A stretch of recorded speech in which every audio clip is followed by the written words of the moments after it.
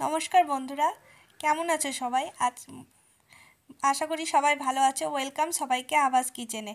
আমি আজকে খুব একটা সহজ একটা মুশকিল আসান রেসিপি নিয়ে চলে এসেছি। তোমাদের বাড়িতে যদি কোনো সবজি বা মাছ মাংস ডিম কিছুই যদি না থাকে, তাহলে খুব সহজেই বাড়িতে থাকা ডাল দিয়ে একটা সুন্দর রেসিপি তৈরি করে নিতে পারো, যেখানে মাছ মাংস ডিম কিছুই লাগবে না।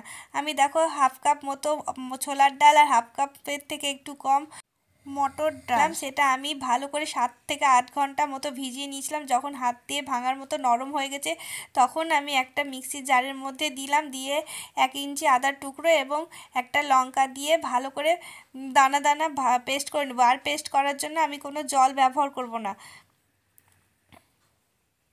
জল কোনো ব্যবহার করিনি। দেখো সুন্দর একটা পেস্ট হয়ে গেছে, পেস্টে একটু দানা দানা ভাব আছে। এবার আমি একটা বাটির মধ্যে পেস্টটা বের করে নিচ্ছি। সমস্তটা বাটির মধ্যে বের করে নেওয়ার পরে আমি এখানে কিছু গুঁড়ো মশলা অ্যাড করছি। এখানে দিচ্ছি আমি হাফ টিস্পুন মতো হলুদ গুঁড়ো,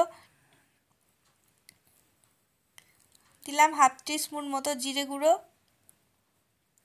আর দিলাম স্বাদ মতো লবণ। দিয়ে ভালো করে মেখে নেব সমস্ত মশলাগুলো মিশিয়ে। হাত দিয়েই ভালো করে আমি মেখে নিচ্ছি।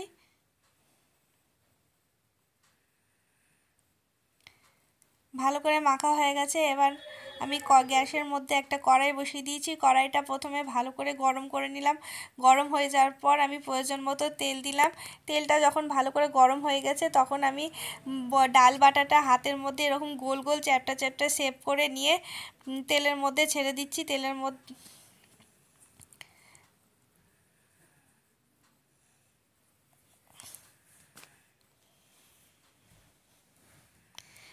মধ্যে একটা একটা করে বড়াগুলো দিয়ে আমি ভালো করে ভেজে নেব। প্রথমে আমি গ্যাসের ফ্লেমটা একটু হাইতেই রেখেছি। হাইতে দিয়ে বড়াগুলো প্রথমে ছেড়ে নিচ্ছি। বড়াগুলো সব যতটা সম্ভব এক ব্যাচে ততটা দিয়ে প্রথমে ভেজে নেব। প্রথমে এবার বড়াটা দেওয়ার পরে আমি গ্যাসের ফ্লেমটা লো টু মিডিয়ামে করে দিয়েছিলাম, এবং এক পিঠ ভাজা হয়ে গেছে, একটু লাল লাল হয়ে গেছে, উল্টে আরেক পিঠ ভেজে নিব। এইভাবে উল্টে পাল্টে সবকটা বড়া ভেজে তুলে নিচ্ছি একটা প্লেটের মধ্যে।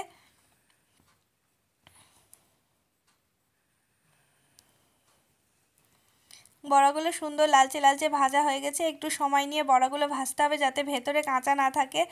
লো টু মিডিয়াম ফ্লেমে রেখে তারপর বড়াগুলো ভালো করে লালচে করে ভেজে নিতে হবে। ভাজা হয়ে গেছে, এবার বড়াগুলো আমি প্লেটের মধ্যে তুলে নিচ্ছি। এবার এদিকে যে পেঁয়াজটা নিয়েছিলাম, সেই পেঁয়াজটা আমি একটা গ্রেটারে গ্রেট করে নিলাম। এখানে আমি দুটো পেঁয়াজকে গ্রেট করে নিয়েছি, এবং 1 ইঞ্চি আবার আদা নিয়েছি, সেই আদাটাও আমি একটু গ্রেট করে নিচ্ছি।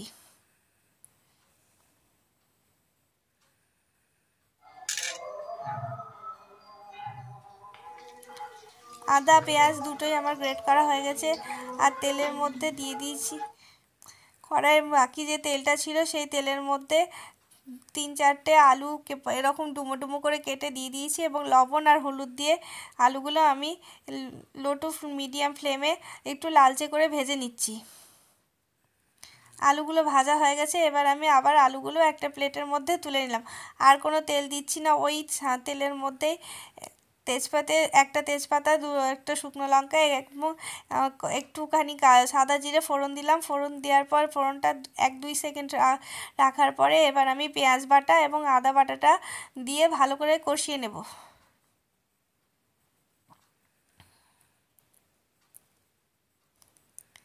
পেঁয়াজ বাটা আদা বাটাতে দিয়ে দিয়েছি এবং ভালো করে ভেজে নেব। যেহেতু বাটা পেঁয়াজ, সেই জন্য একটু ভালো করে ভাজতে হবে, নাহলে কাঁচা গন্ধ বেরোবে। ভাজার পরে আমি আবার এখানে কিছু গুঁড়ো মশলা অ্যাড করছি। এখানে 2 চামচ, ছোটো চামচে 2 চামচ মতো লঙ্কার গুঁড়ো দিলাম, 1 চামচ মতো হলুদ গুঁড়ো দিলাম, আর 1 চামচ মতো জিরে গুঁড়ো দিলাম, আর দিলাম 1 চামচ মতো ধনে গুঁড়ো। সব কিছু দিয়ে একবার হাফ কাপ মতো জল দিয়ে ভালো করে ফুটিয়ে মশলাটা জলের সঙ্গে দিয়ে ভালো করে কষিয়ে নেব।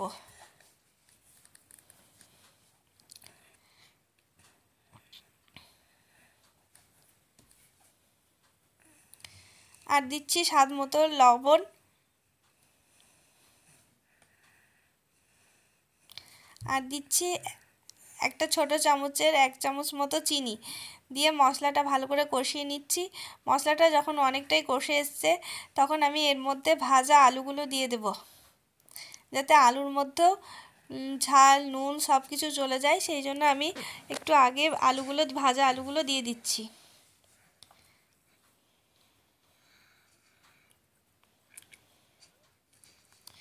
ভাজা আলুগুলো দিয়ে মশলার সাথে ভালো করে মিশিয়ে নিচ্ছি।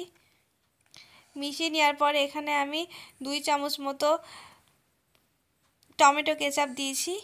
টমেটো কেচাপ দিয়ে ভালো করে মশলাটা যখন আমার কষে গেছে তখন আমি তেল ছেড়ে গেছে, তখন আমি বড় কাপের 2 কাপ মতো ভরে জল দিলাম। এখানে জলটা বেশি দিতে হবে, কারণ কি বড়াগুলো যখন দেব সেই জলটা অনেকটাই চুষে নেবে এবং ঝোলও থাকবে না, সেই জন্য জলটা একটু বেশি পরিমাণেই দিতে হবে। আমি এখানে একটা বড় কাপে 2 কাপ ভর্তি ভর্তি করে জল দিয়েছি।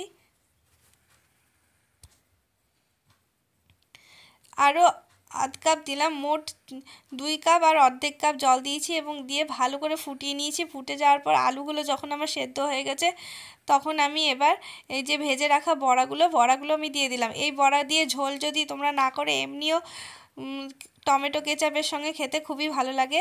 আর ঝোলে দিয়ে তো ভাতের সঙ্গে কিংবা রুটি লুচি পরোটা সব কিছুর সঙ্গেই খেতে ভালো লাগে। এই রেসিপিটা সম্পূর্ণ দেখার পর যদি তোমাদের ভালো লাগে তবে লাইক শেয়ার এবং সাবস্ক্রাইব করবে। এবার বড়াগুলো ঝোলের মধ্যে দিয়ে আবার একটু আমি ফুটিয়ে নিচ্ছি, যাতে বড়াগুলোর মধ্যে ভালোভাবে জল মানে রসটা ঢুকে যায় আর লবণ ঝাল সব কিছু যেন বড়ার মধ্যে স্বাদ চলে আসে। বেশ 5 মিনিট মতোই আমি বড়াগুলো দিয়ে ফুটিয়ে নিলাম। এবার আমি ঘি দিয়ে দিলাম, 1 চামচ মতো স্বাদ বাড়ার জন্য একটু ঘি দিলাম। আর ঘি দেওয়ার পর ঘরে যে আমার গোটা এলাচ দারচিনি আর লবঙ্গ ছিল সেটা আমি থেতো করে দিলাম, আর রোস্ট করা কাসুরি মেথি দিলাম। এখানে কাসুরি মেথির পরিবর্তে তোমরা ধনেপাতাও দিতে পারো। দিয়ে ভালো করে একটুখানি